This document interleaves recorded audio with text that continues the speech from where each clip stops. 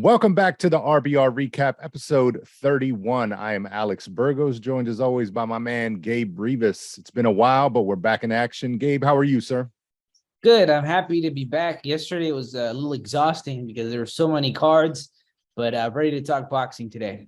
For sure. I know we were talking off camera. It took us back to our early RBR days when we used to recap like 30 fights. We used to do every undercard, everything. Yep. It was very reminiscent of that, and you were working hard, and it's good to get back into action and back in the podcast on a weekend like this, because we had a lot of exciting fights. Obviously, the Mayer and Baumgardner fight and the Shields and Marshall fight were rescheduled or postponed because of the passing of the Queen, and so it got tacked on to this weekend. That was already a busy one, Saturday with Haney and Kambosos, which we'll talk about, and then the return of the Bronze Bomber Deontay Wilder, and also entertaining co-main that could have been, its own main event as well, and Caleb Plant and Anthony Durrell, high stakes at 168, for kind of stepping up to that next spot in the top contender realm at 168. And so we're going to start with another fight that could have been its own main event as well, on a historic female card in Alycia Baumgardner and Mikaela Mayer.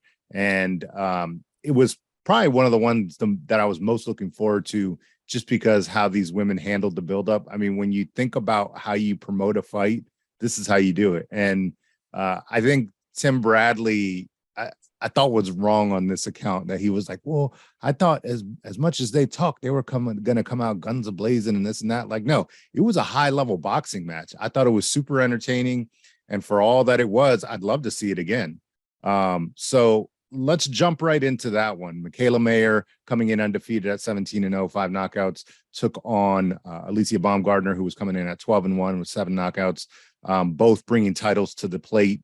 WBC title held by Baumgardner, WBO, IBF, and Ring Magazine junior lightweight titles held by Mayer. And I think it was a stellar performance. It had ebb and flows, and it was razor thin. And so I want to kick it to you first, just to ask you, and then I'll chime in with my 2 cents. But how did you see Mayer versus Baumgardner? Do you think the right fighter won? And what are your thoughts on the performance of each? It was a historic night for women's boxing. And, real quickly, I think it doesn't matter whether it's women's boxing or men's boxing. What we want are the elements that make for an exciting fight. And that's a heated rivalry and a competitive fight between two of the top fighters in the division. And that's what we saw with Baumgardner and Mayer. I do think the right person won. I don't think that Mayer landed enough punches throughout the fight. And I think that Baumgardner was very intelligent, especially in the earlier rounds when Mikaela would come forward. She would come over the top with right hands, come over to the side with left hooks. I was kind of surprised with how easy it was for Alycia to land counter punches and then control the action with her footwork in those earlier rounds. It seemed like Mikaela Mayer was getting frustrated.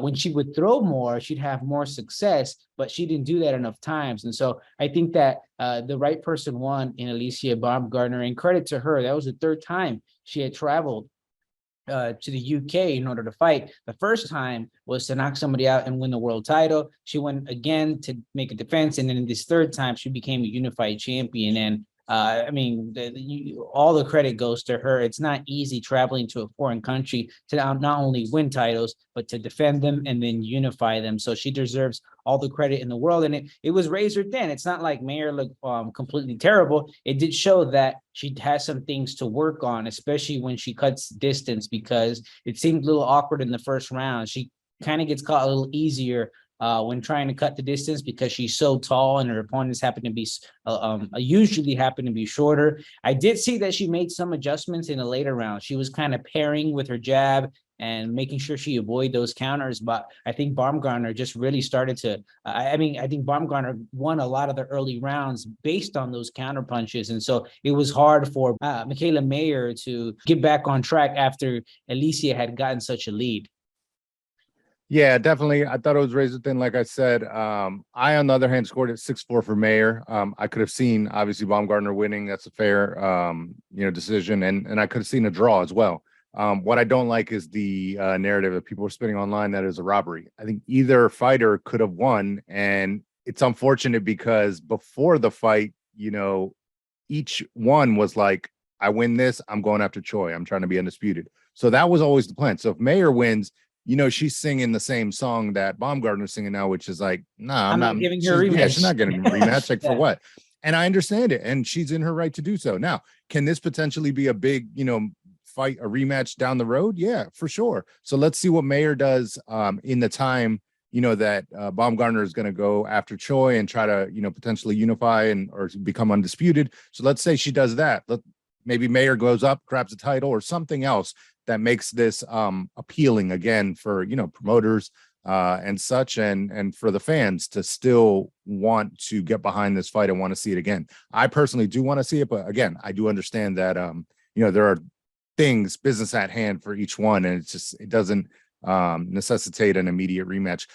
Like, I think it's different than maybe the Taylor Serrano. I thought that one would have been cool to see an immediate rematch. It was such a high stakes, such a big fight. Now, obviously, there's ins and outs in that one as well, but it's not like this one where we already knew there's still that other belt out there that the fighters want to go after. So I thought, in terms of the fight, Baumgardner, I thought she took the first 2 rounds. I gave Mayer the next 3, and then after that, it was kind of ebb and flow. You could have gone like either way with some of these rounds, and so that's why I understand, maybe a punch here, a punch there, that maybe grabs your attention and catches your eye and gives you that person the round. What I don't like, and I could have swore I saw this somewhere, that UK judges are encouraged to give 10-10 rounds. And if you see 2 of the cards are 96-95, so you start to think like, how did you get in a 10-round fight 96-95 twice? So obviously there's some 10-10 rounds there. It kind of takes the onus off the judge. It's like, okay, well, it was such a close round and they didn't want to give it to either person. So let's just like throw in a 10-10 to make it even, and kind of, because sometimes the ones that are super close, they end up going in opposite directions. So then you're thinking, well, how did Judge A get 97-93 and Judge B got 97-93, but for the other fighter? Well, sometimes it's those close rounds.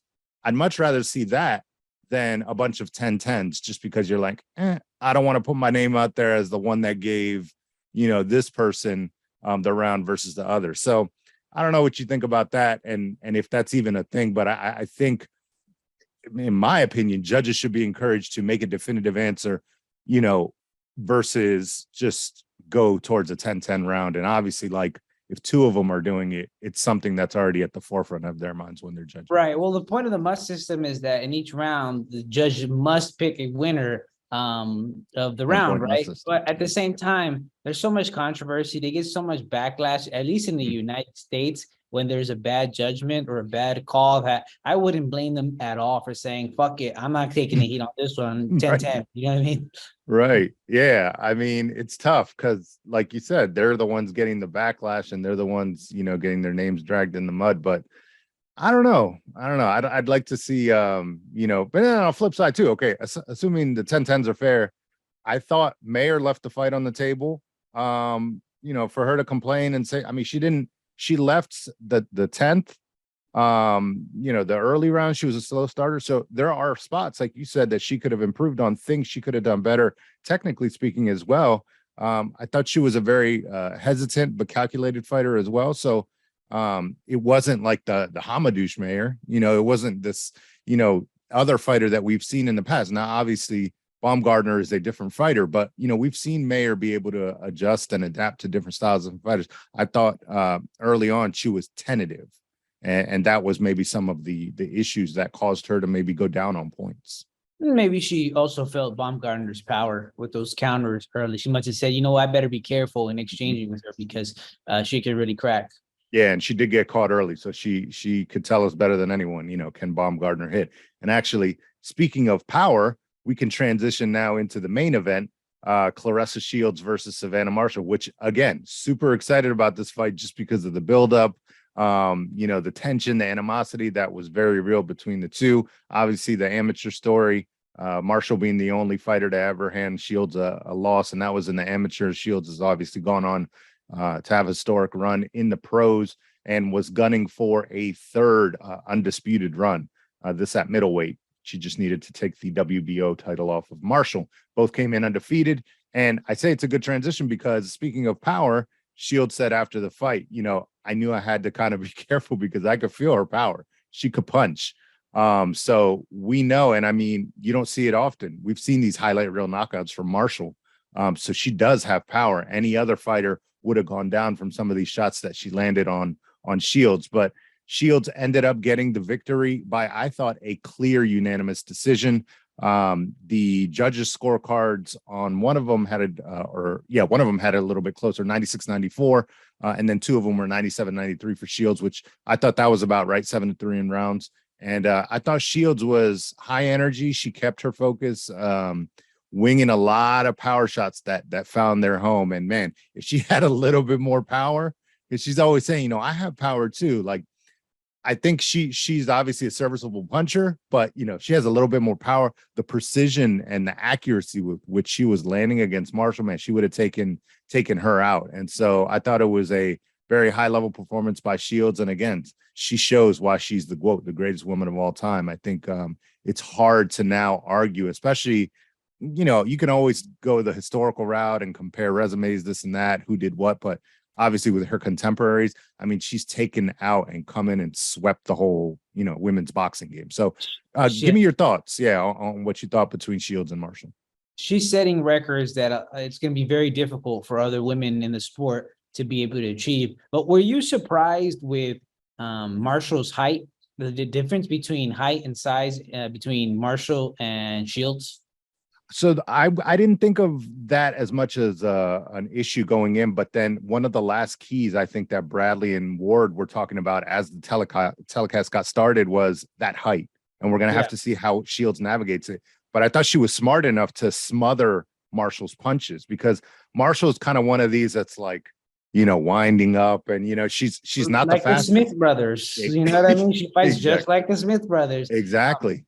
But for me, it was kind of shocking how much taller she was than Claressa Shields. But that's perhaps Claressa Shields knows how to sit down on her punches more, whereas Marshall's was kind of coming forward a little too tall, kind of like the Smith brothers, as we just mentioned, especially Liam and Callum. But I thought it was a beautiful performance by Claressa Shields. Like you said, if she had just had a little bit more power, she would be able to knock out people like Savannah Marshall. But doesn't matter, because she's talented, she's quick, and she's very accurate. It was clear from the very beginning that Marshall's plan was to put her up against the ropes, land power shots, wear her down, but Shields didn't allow herself to get worn down. And she almost landed everything that she threw. She threw every single punch with all of her force. You can tell that, whether it was hooks, right hands, and it was very easy for Marshall to eat those punches as she was coming forward, because there was not much defense on her end. But like you said, it was a clear victory for Shields.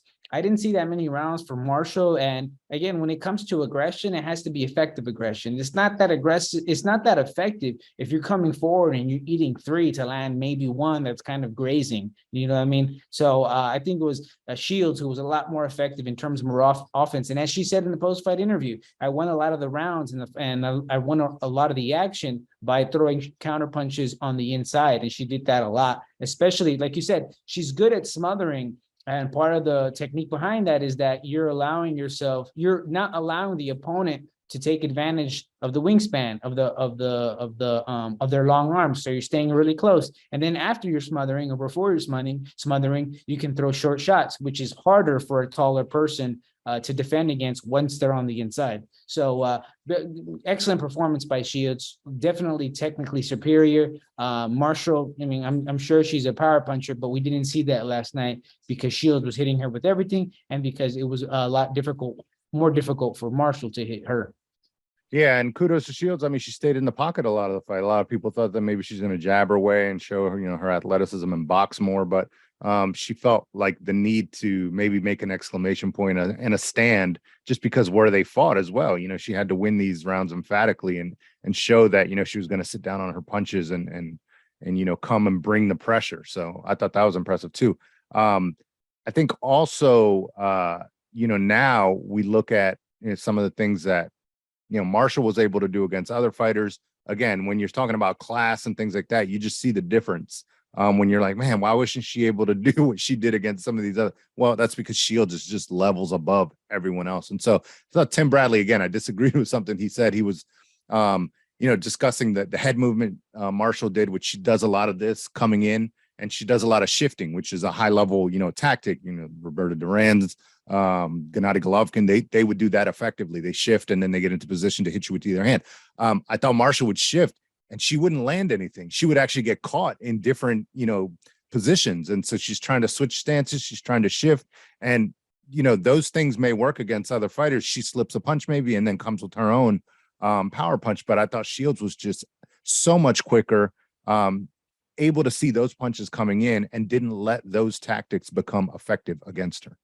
Yeah, she would try to change angles when Shields was on the ropes. It's to throw body shots or whatever. Like, like you mentioned, fighters like Triple G, but especially also Chocolatito sometimes would change angles and throw punches to the body. She would try to do that against Shields, but Shields was smart and she would move her legs to get outside before she would land that punch after changing angles. I mean, a recent example is Bam Rodriguez versus Israel Gonzalez. I believe I got his name correctly.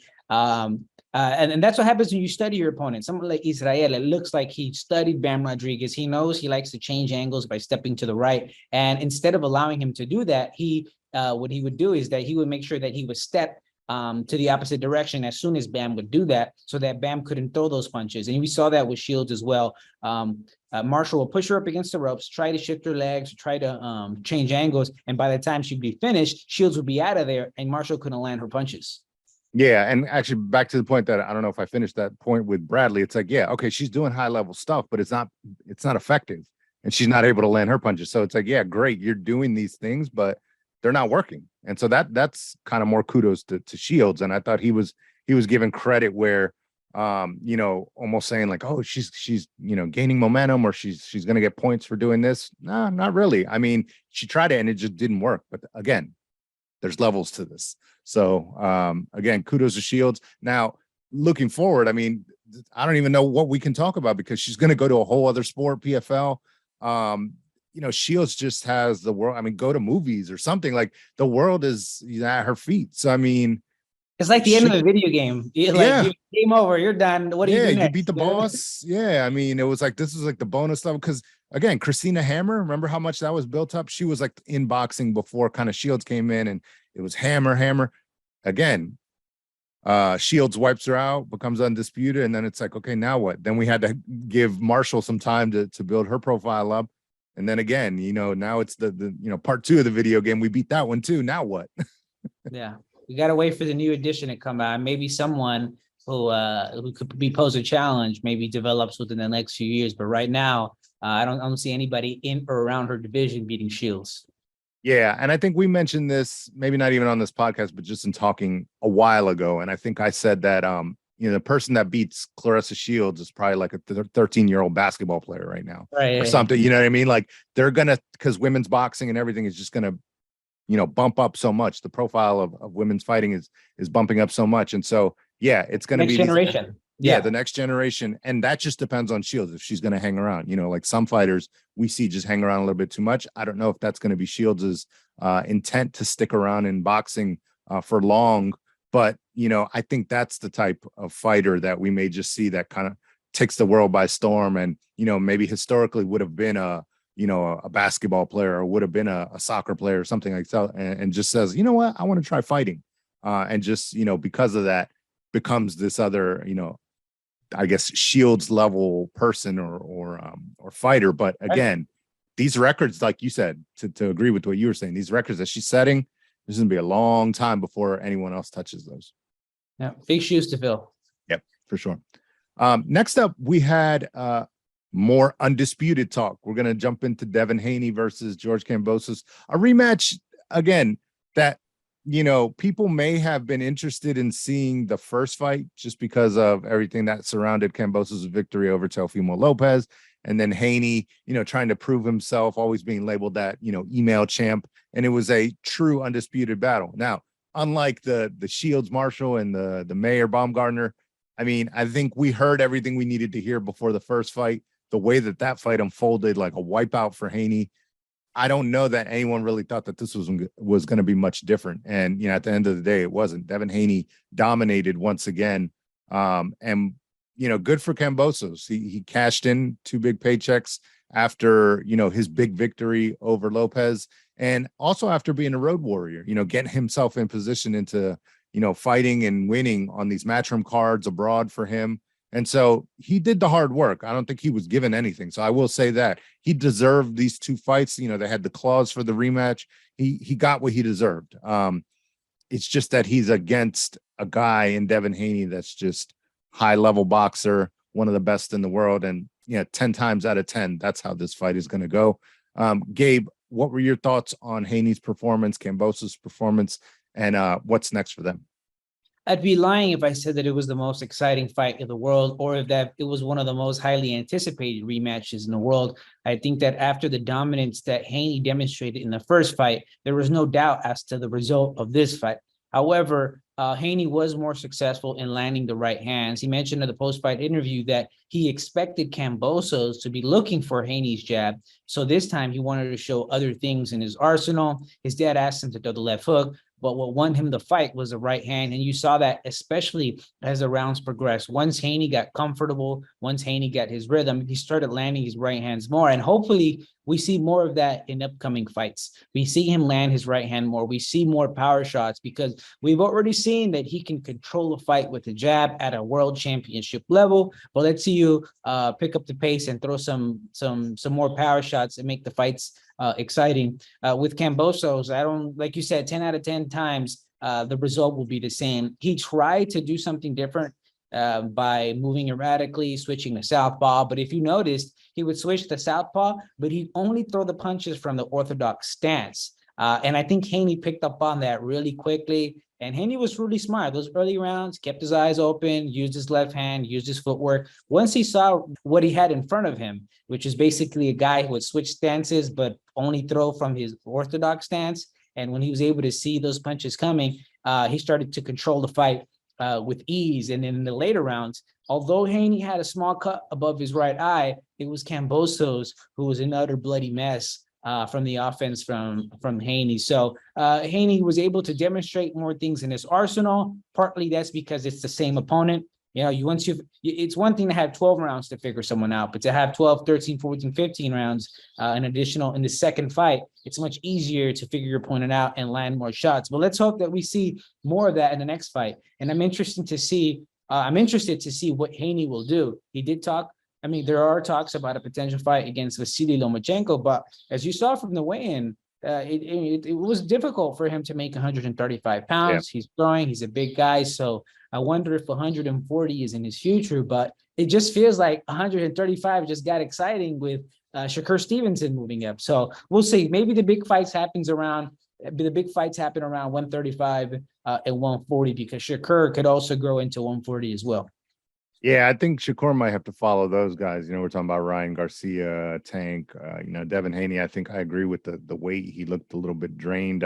He was a professional, came in, made weight, defended his titles. But yeah, just for his growth and maturity, I think his body is getting too big for that division. So we may see him at 140 sooner rather than later, whether they want to or not. Just, he's getting bigger and needs to move up. And so obviously there's big matchups that could be made there as well. But I thought that, Haney did what he had to do. He handled business. And so now, again, people are either, if he's going to stay at 135, people are going to, be gunning for him left and right. But I think in terms of what's best for him, maybe get your feet wet at 140 and then build up to one of these bigger fights.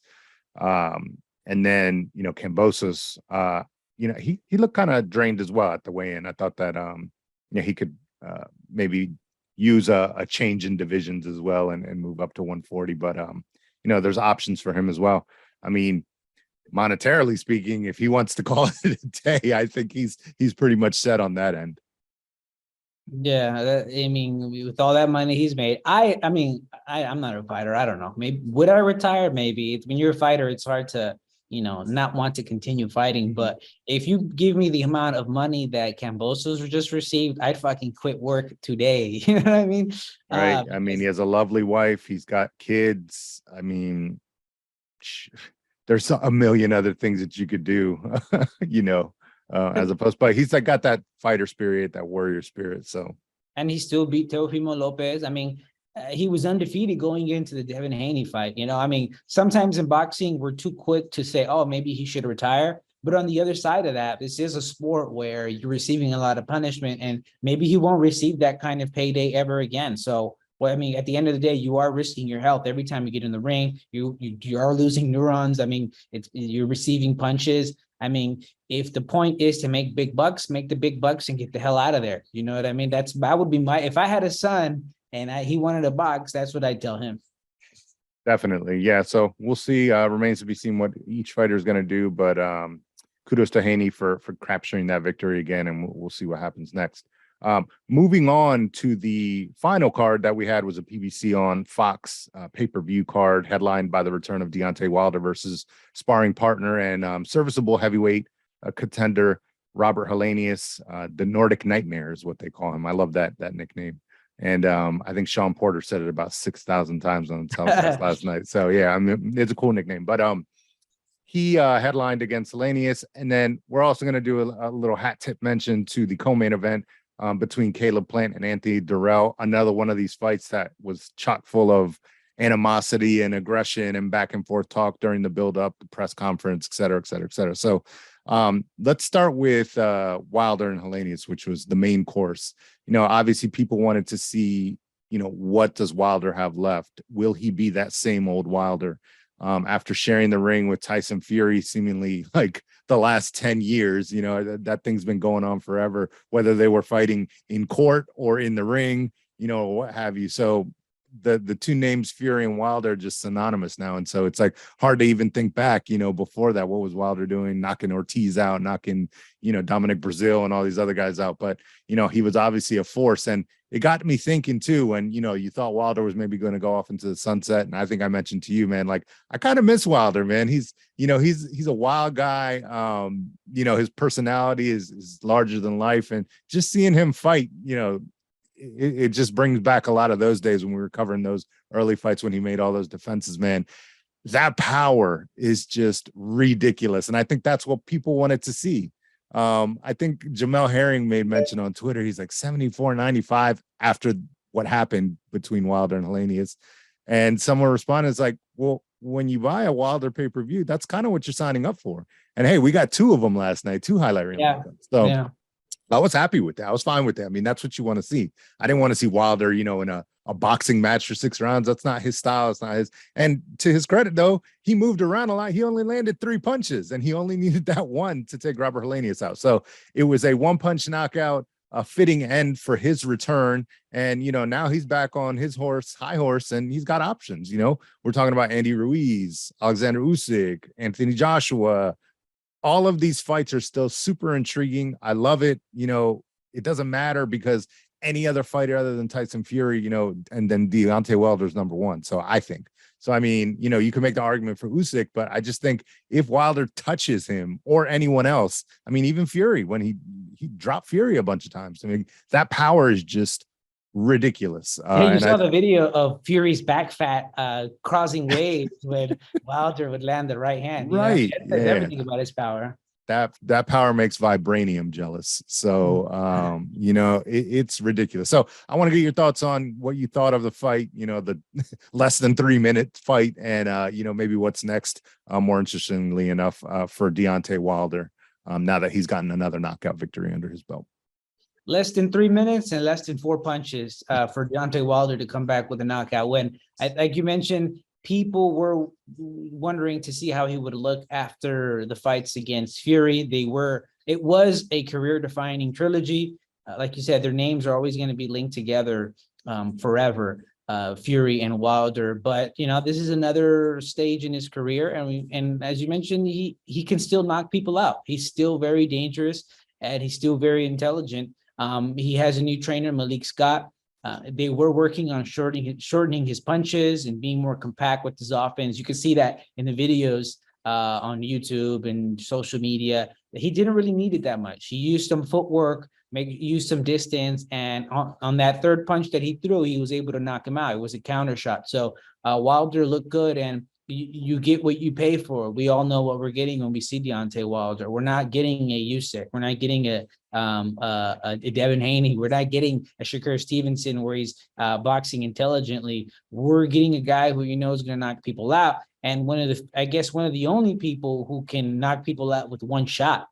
I mean, he doesn't need to set up his punches. He didn't need a throw a combination. He can wipe you out with one shot. So that's what makes Wilder exciting. And a fight against Andy Ruiz is interesting. I mean, put him in there with Anthony Joshua. There's still a lot of money to be made for Deontay Wilder in his career. So and that's aside from the Fury stuff. So it'd be interesting to see what's next for him. Yeah, I mean, I'd love to see him even back against a Ruiz in December. I mean, why wait? Or if it's not Ruiz, one of these other fights, obviously not the bigger ones, not the Usyk or Joshua, but I think ideally I would like to see him Joshua early 2023.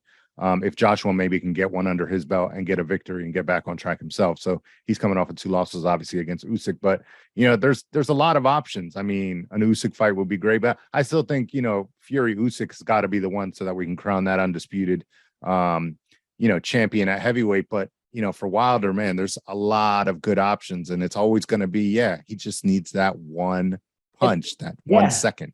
And he's a favorite in all those potential fights. I mean, aside from Fury and Usyk, if against Andy Ruiz is very vulnerable. I mean, he got caught a few times in the exchanges with Ortiz. If Wilder lands that right hand against Ruiz, it's over. With Anthony Joshua, we've seen that he's very vulnerable. I know that he's a big, strong fighter, but if Wilder lands that shot, it's a wrap. You know what I mean? Mm-hmm. So he's still a heavy favorite against anybody in the division who's not Usyk or Fury, which is that's a compliment in my book. Yeah, I think Ruiz would have a chance with his fast combinations getting in on the inside, but we've seen Wilder be able to take punches. And what happened with him is he got worn down with Fury. Obviously, he got hit with a lot of good punches, was able to take some of those. But then, the thing that got to him was just being worn down by that bigger guy. Now, if Ruiz lands a couple of those fast combinations, power punches, I don't think he wipes Wilder out or knocks him out. So it's a tougher fight from that perspective because, we don't know if he can apply the pressure for 12 rounds against Wilder. And like we said, Wilder just needs that one little opening, that 2-second split where he's going to knock out most of these guys. So super exciting to see him back, man. It was fun. And, he's got a few years left. According to him, I think they said that he wants to do 3 more years of fighting. So bring on the big ones. I think he's always looking back at his defenses. I mean, he fought, all the guys that were there. I don't think he's ever run away from anyone. I mean, I'd still love to see fights against, Dillian White. Again, we're talking about Usyk, Ruiz, some of these other guys, Frank Sanchez, even. I mean, get him in there against someone. I mean, it's always going to be an exciting fight build up. And I think what he's doing with Malik Scott is awesome. And Scott is raising his profile. I think we mentioned this talking about the last Fury fight. I really like what Scott was doing with him. And even if they lost, you could see some of the things that they were applying in training and showing during their clips and things like that were being applied to the fight. And so I think for longevity's sake, that helps as well. And he came out trying to move a little bit, but at the end of the day, he only needs that split second and that one hitter quitter. And speaking of one hitter quitters, our honorable hat tip and mention goes to Caleb Plant for his vicious out of the, blue knockout. I mean, we've never seen him do that. I've never seen Anthony Durrell folded like that either. It was a beautiful combination. Probably, I think we were talking about, I can't remember what fight it was, but it was the Navarrete fight. That liver shot, when you hit a guy like that and it's that split second that they don't react, and then it's just like, boom, they crumble. I think that combination, Julio Cesar Chavez Sr. used to do this, where you kind of bend your knees down, you go left to the body and then come back up. I think Mike Tyson used to do that as well. But when you land that and you can do something like Caleb Plant did last night, oof, it is beautiful. So he went low with the left hook and then came back up top with the left hook and flushed right on the button.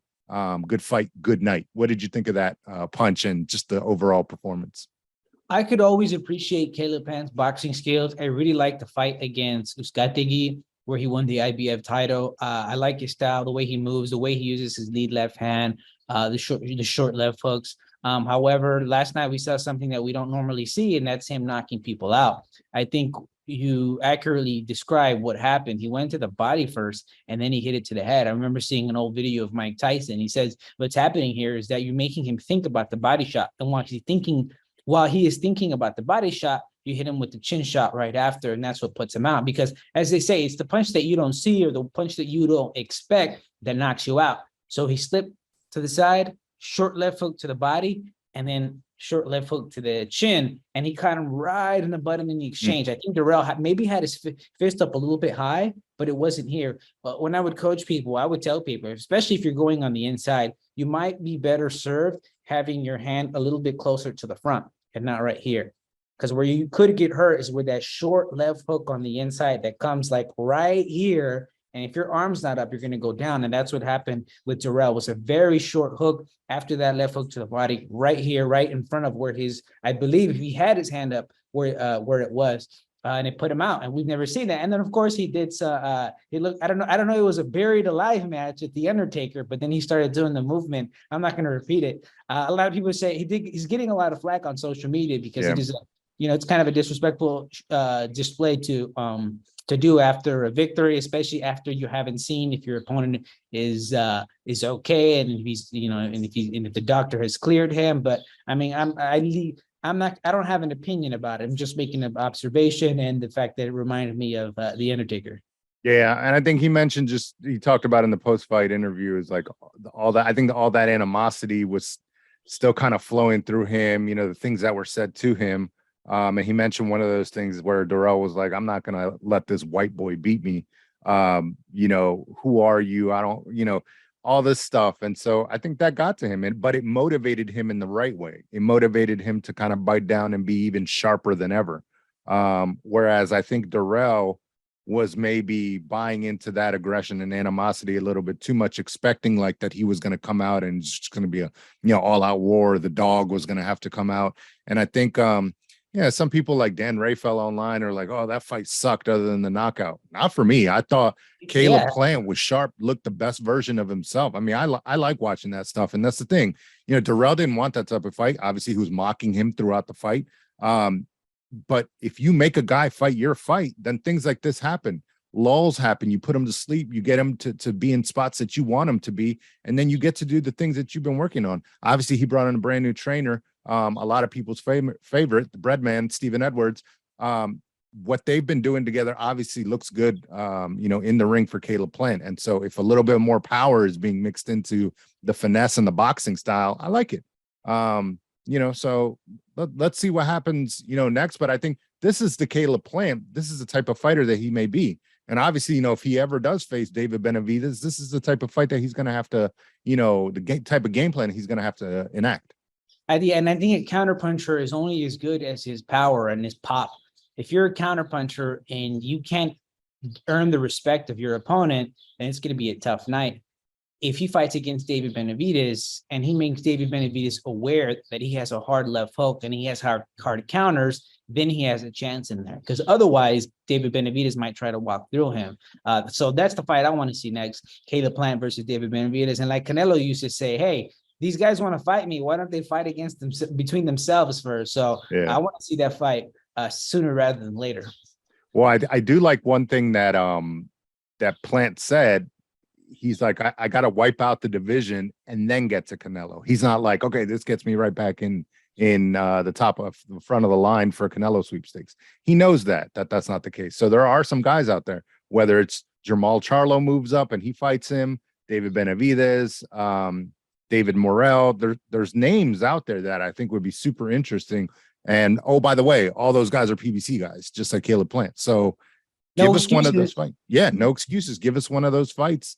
And I think you made a good point, because I think it's always been for me, like, what is Caleb Plant going to be able to do? Yeah, we know he's a high level boxer, but what is he going to be able to do to keep David Benavidez off of him?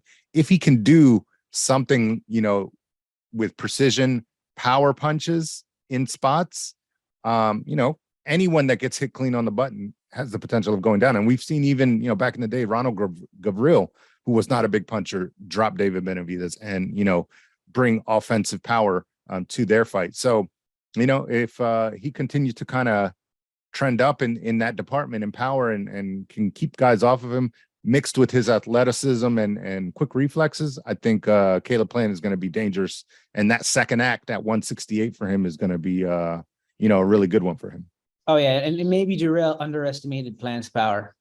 I think that's, I don't care. He's a grown man. He's been training his whole life. Never underestimate someone's power. Definitely. So to recap, we got a bunch of good knockouts. We got some high level boxing. So another great weekend for boxing. And we're glad to be back here at the RBR Recap. We'll be back next week with episode 32.